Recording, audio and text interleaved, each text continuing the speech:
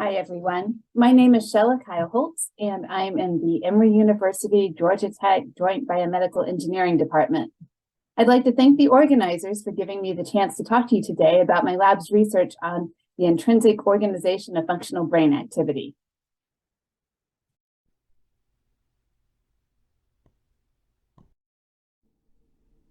We know from decades of neuroscience experiments that neural activity comprises things that occur at many different scales. There's activity at the single synapse of an excitatory or inhibitory neuron. Then we have these mesoscale organizations like layers and columns that work together to do some sort of unified function. We might have circuits that connect distal areas like thalamocortical circuits. We can even have modulation of maybe the whole brain by some of these small nuclei in the deep brainstem, like the locus ceruleus or the raphe nucleus. And then in addition to all this neural activity, there's also activity driven in the glial cells that are intimately connected with the neurons. And so all of this activity together drives the metabolic needs of the brain. And then metabolism in turn drives the demand for blood flow, bringing new oxygenation and glucose. That leads us to the signal that we detect with resting state fMRI. So all of this activity at all of these different scales gets mashed together into this resting state fMRI signal that we measure from the brain, where we have a time course from each voxel that's very noisy, has low amplitude fluctuations, and is inherently low frequency, especially when you compare it to the high frequency of neural activity. And so the question is, what do we do with this signal? How do we understand it? And how do we best make sense of this in terms of the systems level function of the brain? There are many, many ways to look at resting state fMRI data, and I've listed some of the most common here. For example, seed-based functional connectivity was the very first method used. In this method, you take an area of interest, you calculate the correlation between its time course and the voxel everywhere else in the brain, and see which other areas seem to be following the same temporal pathway as that first area so that they exhibit this functional connection. You can do independent component analysis and try to separate your resting state fMRI signal into separate sources. And the number of sources you get depends on how many components you pick, for example. You can parcellate the brain into areas using an atlas and then do pairwise correlation between all possible pairs of areas and come up with a correlation matrix. Those correlation matrices then can be examined for network representation properties of the brain based on graph theory, so things like modularity, community structure, path length, clustering, etc. You can also look at the similarity of the connectivity profile of different voxels and do dimensionality reduction to come up with a description of a functional connectivity gradient that tells you how the connectivity varies across space. And then you can look at coactivation patterns, which basically says that when area activity is high in one area, you can look at other areas and see which areas also tend to have high activity at the same time. Now, this group over on the left are what we would call time-locked analysis. There's no lag between the signals when you look at the relationships here. On the other hand, the two methods that I've listed at the right, lag threads and quasi-periodic patterns, both have a temporal dependence. So you're looking at how activity occurs at different times across different areas. So I'm going to call those time lagged. And I'll talk more about the QPPs in particular in a little bit.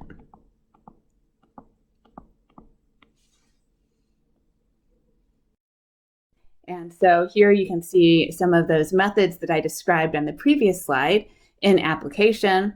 We have seed-based functional connectivity here. Over here, we've got a correlation matrix from a parcellated brain.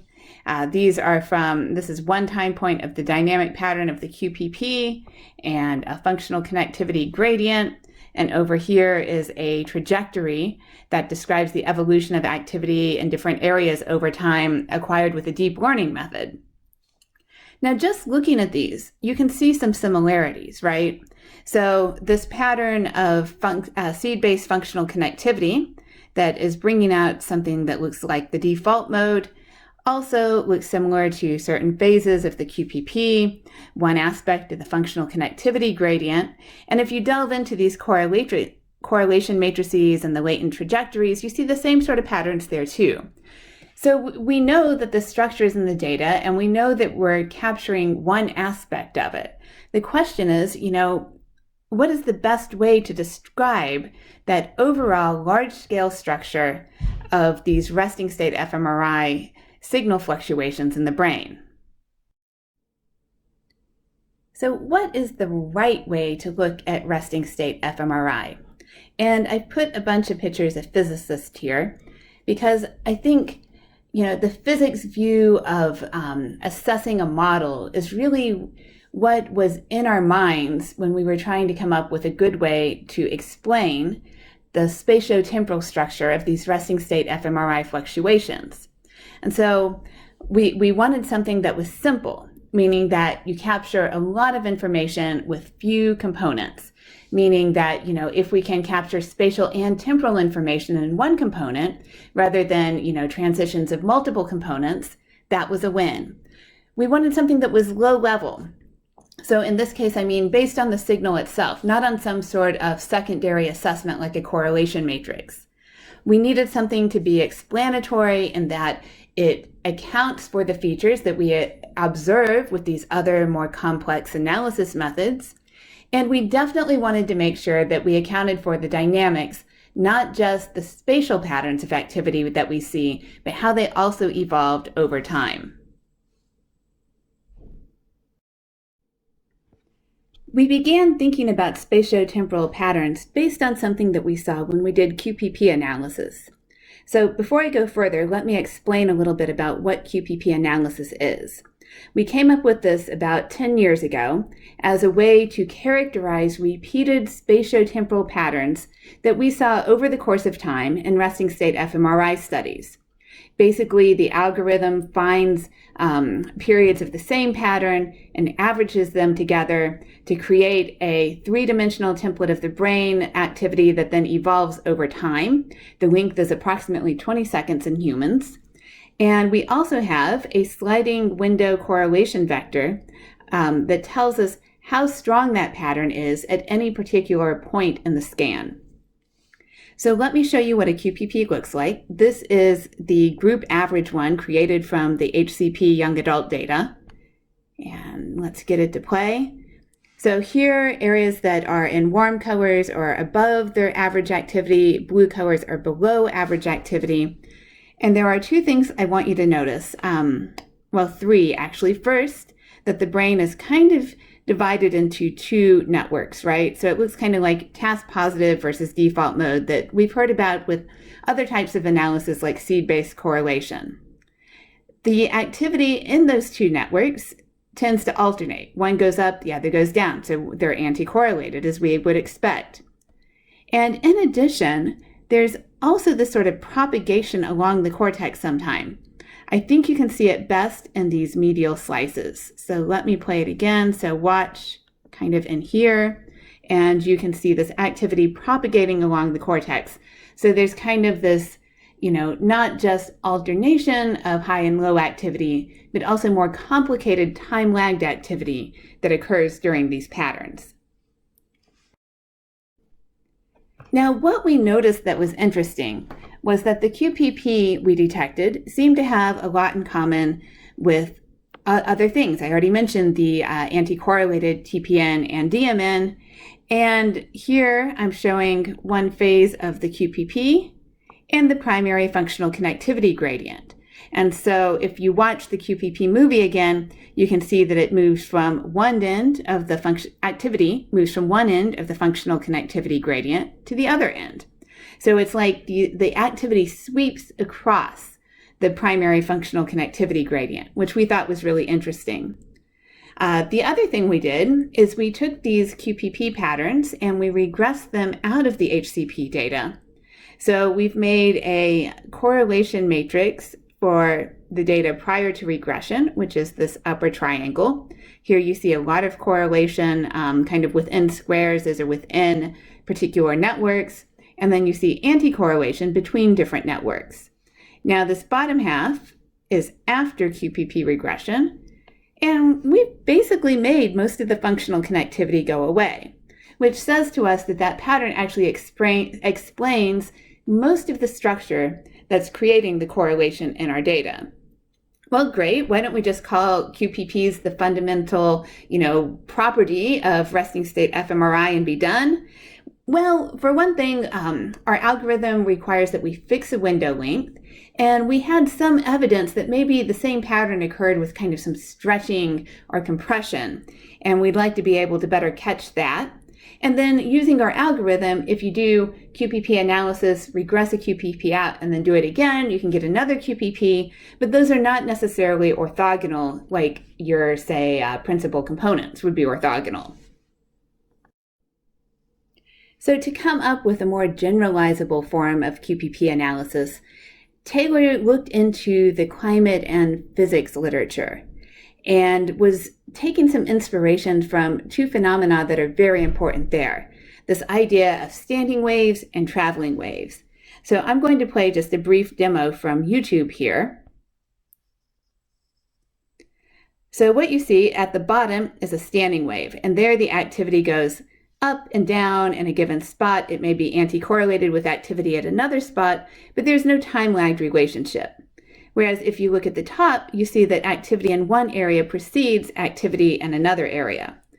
And so we felt that those two things seem to capture the phenomena that we had seen in the QPP.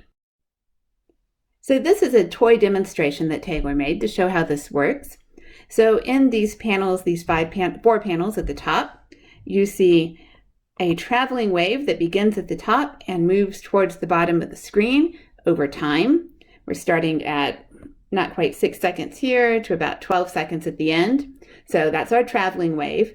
And when he applies complex PCA to this data, the first complex component that he gets out has amplitude that looks like this. That captures the structure of the wave. And then he also gets this phase lag of where that structure is when. And so you can see that the structure occurs earlier near the top of the image where it starts, and later near the bottom of the image where it has traveled by the end of the time series that we're looking at. So Taylor applied complex PCA to data from the Human Connectome project, and here's what he got. I'm just going to show these quickly right now, and then I've got a movie in a minute that will, I think, demonstrate them a little bit better. So the first component went from the somatomotor sort of complex to the frontal-parietal network. The second component went from the default mode network to the frontal-parietal network. And the third component went from the frontal-parietal network back to this somatomotor complex. And we stopped at 3 components because if you look at the scree plot over here at the right, you can see that there's kind of this elbow here where the explained variance starts to drop off and plateau after those 3 components. So those 3 components together explain 30 some odd % of the variance in the bold signal. So here is a movie that shows what these patterns look like over time. So here's pattern 1.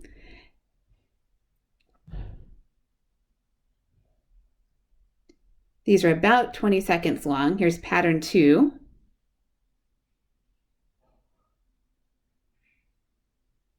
And pattern 3. And again, so you're seeing high activity at in different areas at different points in time, alternation of activity from one area to another, and also some propagation along the cortex if you look closely. So what should we make of these components? I think it helps to have something to look at. So I'm going to show a comparison here. Now I want you to remember we did not do global signal regression before we applied complex PCA. And that's going to be important here. So first we're seeing the pattern we detect with QPP analysis on data that has not had global signal regression performed. Then we have pattern 1, what we got from our complex PCA. And finally, because this kind of looked like the global signal pattern, we've got the pattern made by averaging around peaks of the global signal to get the time propagation of the global signal as well. And I hope all of those patterns look very similar to you. They have a very high correlation. I forget what exactly, but most of them are around 0.9 for these different components. And so we think that the complex PCA is basically pulling out the pattern of global signal in the data as the primary principal component. Here's the secondary component. First, I'm showing the pattern we typically get with the QPP algorithm when we do global signal regression, which is much more interesting and has the anti-correlation between the default mode network and task-positive network. And then here is pattern 2 from the complex PCA, so the second principal component. And again, they're very similar and very highly correlated. So we think that maybe this component 2 is what's driving the anti-correlation between the DMN and the TPN that we see with so many different modalities. So you'll notice I didn't show anything for pattern 3, and that's because we're not sure what to make of it yet. We've seen something similar with QPPs beyond the primary one. They also kind of look like some of these secondary or tertiary functional connectivity gradients, but they're a little bit harder to interpret kind of in the, in what we know about the brain organization so far. Now on this slide, what I'm showing is a mess of a whole bunch of different types of methods that were applied to this data, and then their similarity to one of the components, one of those primary components that we get with complex PCA. And so I'm not going to go through all these different ones. We did things like coactivation patterns based on different regions. We did seed-based correlation based on different regions. We looked at different networks that we pulled out with ICA. But the point is that most of them have high correlation with one of these primary patterns that we're showing.